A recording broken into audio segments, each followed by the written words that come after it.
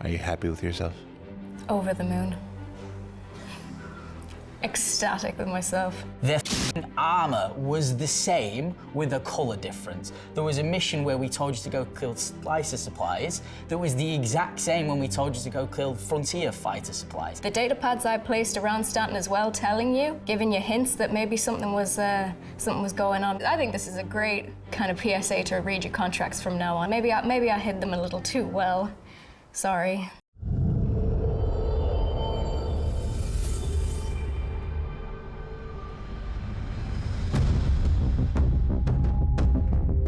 By now, you will have realized that the frontier fighters weren't exactly who they said they were. Or, in other cases, they were exactly who they said they were. Frontier fighters were specifically designed to show players that we can mess with their morals via this narrative storytelling. Frontier fighters were the ones who staged the attack on Stanton, posing as slicers to cause an uproar about Pyro, to stage a war on Pyro to get rid of the criminal gangs that are there. It was a band of mercenaries led by a woman called Amelia who wanted to start an attack in Stanton to drum up hate for Pyro so that she could get the backing of regular people to go and attack Pyro. But that also included civilians, and that also included gangs who had no interest in threatening Stanton at all. So this was a false flag operation? Yes, this was a false flag operation. And you fell for it. You fell for it. They fell for it. They fell for it. But you named it Maniac after yourself. I didn't do that. Haddock did that.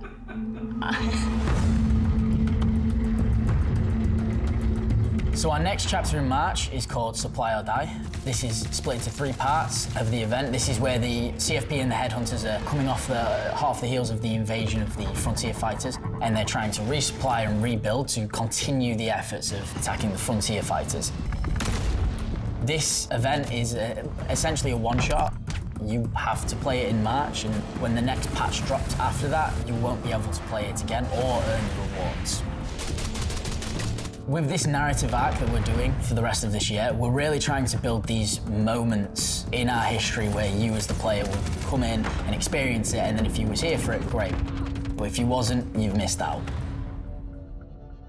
For this event, there are 6 new locations that we built, 1 on each of the major planets in Pyro. These locations are discoverable by quantum marker, and at these locations you will find these outlaw depots. The difference between an outpost and a depot is that an outpost is generally a lot larger in size. There's various things to do at an outpost. It's like a little community that kind of is in one way or another self-sufficient.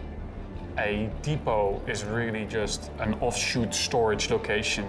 So in that sense, it doesn't have all the amenities for a local population or for the player as well. It's more of like an offshoot location in that sense.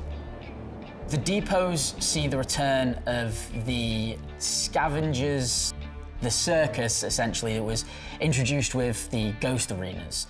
So this is not a faction we've seen much about, but it's a faction that we can identify by green text and spray paints on the buildings. So as you go around the environment, you'll see that they've tagged it, and they'll be saying, you can get big money here, and go here, and go here, this is where you buy it. Look out here, take cover here. The location is one that they've taken over, and they've added their unique twist to. The outlaw depots, I think, are really cool from a player perspective through the way that it's a location that is really built for the interaction. It provides a lot of cover. It's located in a more convenient, accessible way. It has very clear, distinct sections, so that helps hopefully as well for the players to kind of call out where the different people are coming from or where they are located. So it's a high-risk, high-reward location that is really built for PvP. There is an initial population at the location, so if you're the first there to show up, you might be a little bit careful. If you're gonna land in the middle, it might be a little bit hot, but that's the right challenge that we're trying to provide for you guys.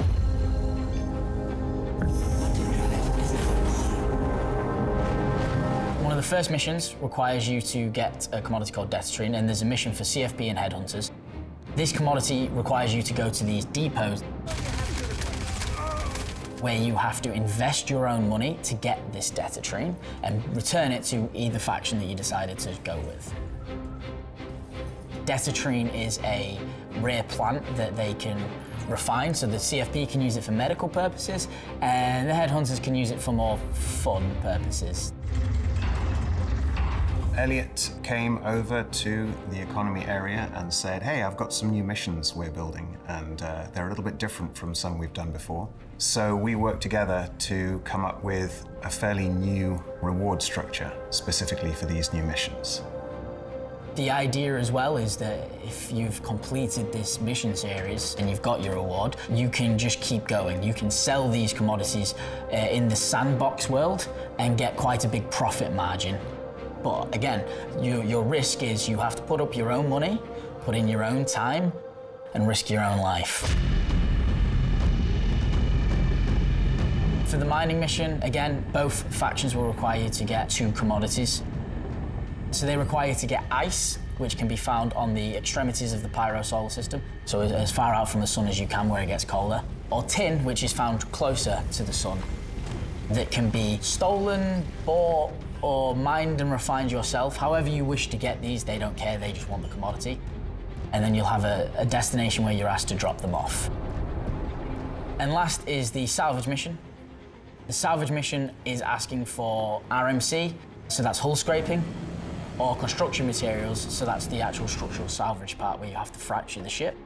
And again, both factions are asking for it and they both have their own drop-off points. How you get the salvage is, again, up to you. You can kill ships and harvest their corpse. You could accept the salvage missions and use those ships, or you could just fly about and attempt to find the salvage panels. The event is both PvP and PvE. It takes place in Pyro, so you've always got to have your wits about you. The datatrine one that takes place at the outposts will have more of a PvP element because it's going to have more reward for people who are PvPing. The mining and salvage one are introduced for more industrial players, more PvE. There's not much you really need to do here PvP-wise, but again, you're in Pyro, keep your wits about you because you never know who's going to turn up. The thing that's unusual about these missions is that they're designed to encourage group play. There's nothing stopping you doing it solo. You can absolutely do it solo, although obviously in Pyro you have to take appropriate precautions if you're playing solo. But each of these missions, if you can get together a group of friends to help out, you will probably find that it will be more successful. Did you unfix that terrible fix that you did last patch? The initial design of EVR has been fairly successful, but it definitely has areas it needs to be improved with, and one of those areas is enabling group play instead of suppressing group play. And the design intention is to move away from reward splitting. So with that in mind, we're taking steps towards that, and these missions and the way that the rewards are structured for these missions is a good indication of that design intention. So with all this, the mission reward system is changing, right? The rewards that you will get will scale with the size of the group that we expect for each mission. So the small missions are designed for solo players, the medium missions are designed for around 4 to 5 to 6 players, and the large missions are designed for 10 and above players. And in subsequent patches, the rewards will scale dynamically to the group that you have. And depending on the mission type that you're doing, whether it's the salvage or the mining or the datatrine, your rewards will scale accordingly.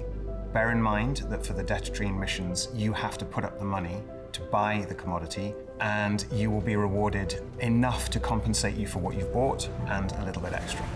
The other thing to bear in mind is that all of these missions have a secondary reward mechanic, which is that you are working to get tickets so that you can get the unique rewards, which you can only get during this mission, during this month, and then they will never be offered again. It's like the redemption at Chuck E. Cheese.